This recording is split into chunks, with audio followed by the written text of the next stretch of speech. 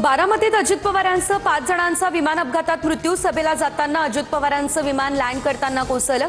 दादांच्या अकाली एक्झिटनं संपूर्ण महाराष्ट्र हळहळला। अजित पवारांचं पार्थिव विद्याप्रतिष्ठानच्या प्रांगणात अंत्यदर्शनासाठी तासभर ठेवलं। तर अंत्यदर्शनानंतर पार्थिव पुन्हा एकदा रुग्णालयात। उद्या सकाळी 10 वाजता पार्थिव आणलं जाईल। 11 वाजता अंत्यसंस्कार होणार। हा निव्वळ अपघात, यामध्ये राजकारण नाही। अजित पवारांच्या मृत्यूवर शरद पवारांची पहिली प्रतिक्रिया। महाराष्ट्राचं झालेलं नुकसान कधीही भरून निघणारं नाही। शरद पवार यांच्याकडून शोक व्यक्त।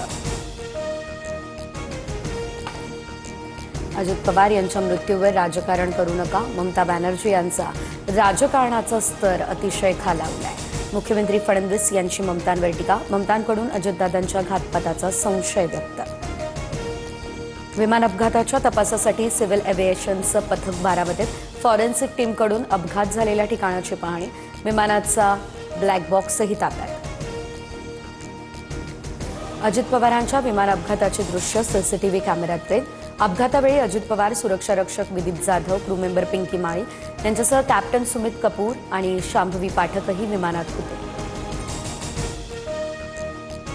काळाचं बोलावणं आलं तर जावंच लागतं। अजित पवारांचं 4 दिवसांआधीचं सभेतलं हे वक्तव्य।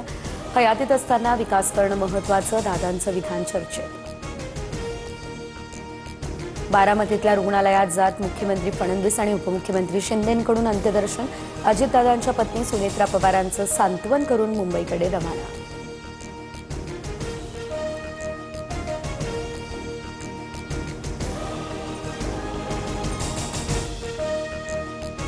दमदार आणि दिलदार मित्र सोडून गेला। अजित पवार यांच्या निधनानंतर देवेंद्र फडणवीस यांची प्रतिक्रिया।